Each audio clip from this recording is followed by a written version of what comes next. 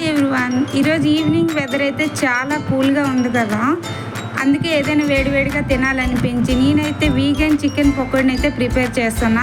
ఇది చాలా టేస్ట్గా ఉంటుంది, ఇంకా సాఫ్ట్గా కూడా ఉంటుంది. ఇప్పుడు దీన్ని ఎలా ప్రిపేర్ చేసుకుని చూద్దాం. 1 కప్ మైదా పిండిలో కొంచెం వాటర్ వేసుకొని చపాతీ పిండిలా కలుపుకోవాలి. ఇప్పుడు దీన్ని 5 మినిట్స్ పక్కన పెట్టుకోవాలి.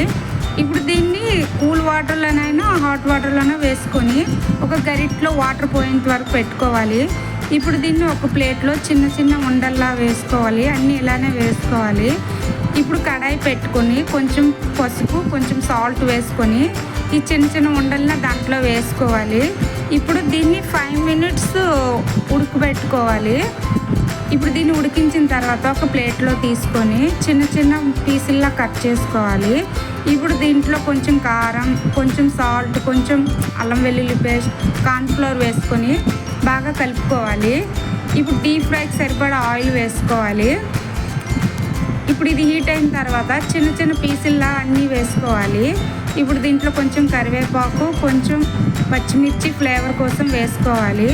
ఇప్పుడు దీన్ని బాగా వేయించుకున్న తర్వాత ఒక ప్లేట్లో తీసుకోవాలి. ఇప్పుడు దీన్ని ఆనియన్స్తో గార్నిష్ చేసుకుంటే చాలా బాగుంటుంది. సో ఈ వీడియో కానీ మీకు నచ్చినట్లయితే ప్లీజ్ లైక్ చేయండి, షేర్ చేయండి, సబ్స్క్రైబ్ చేయండి. అయితే దీన్ని ఆనియన్స్తో ఇంకా పచ్చిమిర్చితో తింటే చాలా బాగుంటుంది. ఓకేనండి.